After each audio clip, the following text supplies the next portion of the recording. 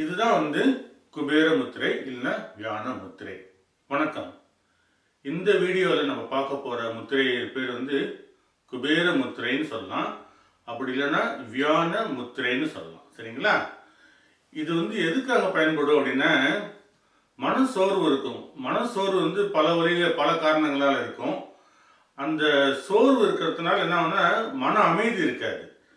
மனம் படபடன்னு இருக்கும், இல்லைன்னா ஒரு அமைதி இல்லாமல் இருக்கும். சரிங்களா?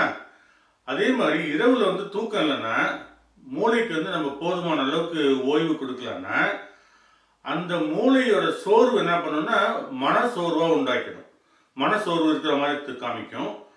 அதனால மனம் அமைதியா இல்லாமல் இருக்கும். சரிங்களா? இன்னொரு காரணம் ரத்த அழுத்தத்தால் பாதிக்கப்பட்டவங்களுக்கு அந்த படபடப்பு மன அமைதி இருக்கும். சரியா? இவங்களுக்கெல்லாம் உதவக்கூடிய ஒரு அற்புதமான முத்திரை தான் வியான முத்திரை இல்லைன்னா குபேர முத்திரை. சரிங்களா? இது முத்திரை எப்படி செய்யறதுன்னு இப்ப பார்க்கலாம். இது முத்திரை செஞ்சதுக்கு அப்புறம் இந்த முத்திரையை எப்படி இந்த 4 குணங்களையும் 4 பிரச்சனைகளையும் மாற்றக்கூடியதற்கு ஒரு உதவியாக இருக்கு என்பதை பார்க்கலாம். இரண்டாவது எந்த முத்திரையை செய்தாலும் பிராண முத்திரையை செய்து முடிக்க வேண்டும்.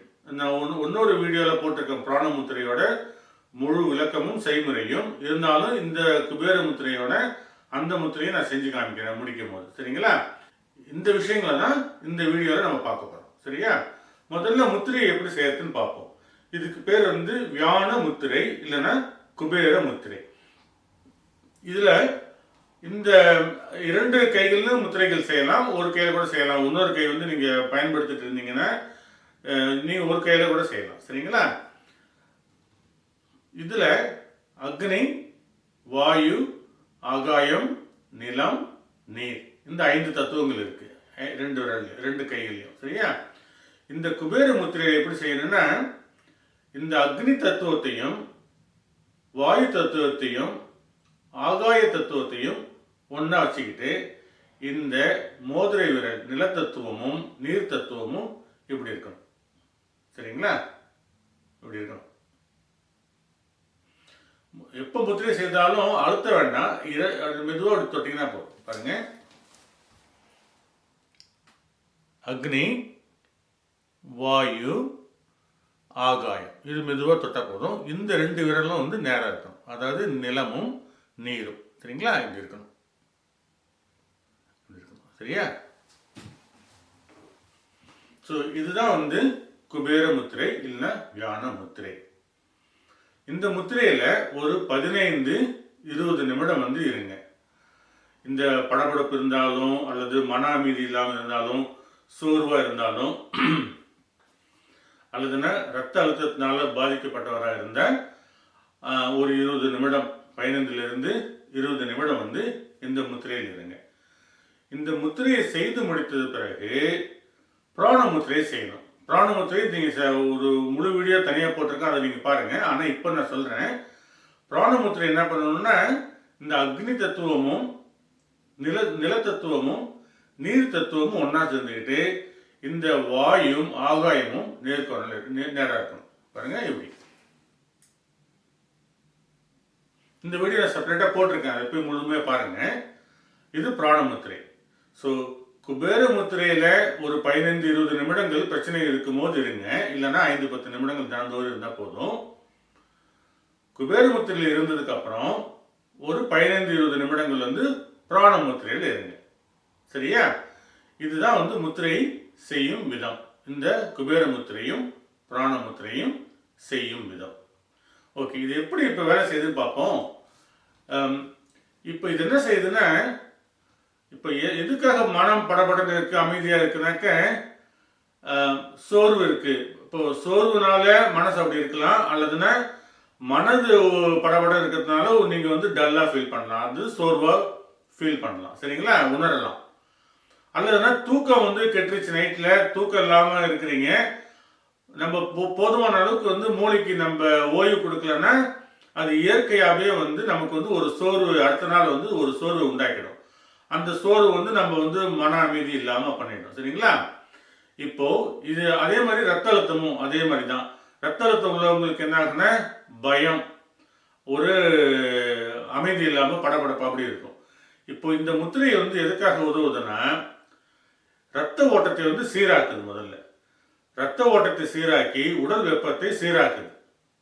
அப்படி சீராக்கிறதுனால ரத்த அழுத்தம் இருந்தாலும் அது வந்து சமநிலைக்கு வருது.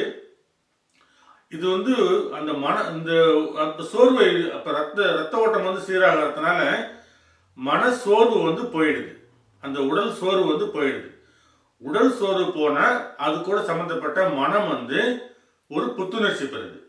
அல்லது நான் இப்படி கூட வச்சுக்கலாம். இப்போ நீங்க வந்து ரத்த ஓட்டம் வந்து சீராயிடுச்சுன்னா மனம் வந்து அமைதியாகுது, ஒரு புத்துணர்ச்சி வந்தது. ஸோ மனசு வந்து ரெடி ஆயிடுச்சு அப்படின்னாவே அது வந்து உடலை வந்து சரி பண்ணுது. ஏன்னா மனம் என்ன நினைக்கிறதோ அதை தான் உடல் செய்யும். மனதை வந்து நீங்க வந்து ஆரோக்கியமா வைத்துக்கிட்டால் உடல் வந்து அதற்கு தகுந்த மாதிரி வேலை செய்யும். அப்போ மனசு வந்து இந்த படபடப்பு இந்த இதெல்லாம் போயிடுச்சுனாக்க ரத்த ஓட்டம் சீரானதுனால மனம் ஒரு புத்துணர்ச்சி பெற்ற பிறகு என்ன ஆகுதுன்னா உடல் சோர்வு போயிடுது. அதனால இந்த முத்திரை வந்து உங்களுக்கு ஒரு புத்துணர்ச்சியும் உடல் சோர்வை போக்கிட்டு ரத்த அழுத்தத்தையும் வந்து சீர் பண்ணுது. சரிங்களா? ஆனால் ரத்த அழுத்தத்தை சீர் பண்ணுதுன்றதுனால நான் ஏற்கனவே சொல்லியிருக்கேன், வெறும் முத்திரைகள் மட்டும் வந்து ஒரு தீர்வு கிடையாது. இது வந்து இதெல்லாம் நமக்கு ஒரு உபகரணங்கள், சித்தர்களால் பெரிய ஞானிகளால் நமக்கு இப்போ யோக கலைகளை கொடுத்தவர்களால் வந்து இந்த முத்திரை கலைகள் கொடுத்துருக்காங்க. யோகமும் முத்திரையும் ஒன்று தான். முத்திரை வந்து நம்ம வெறும் கையால் செய்கிறோம், உடம்பால் செய்கிறது தான் வந்து யோகம். ரெண்டுமே முத்திரைகள் தான்.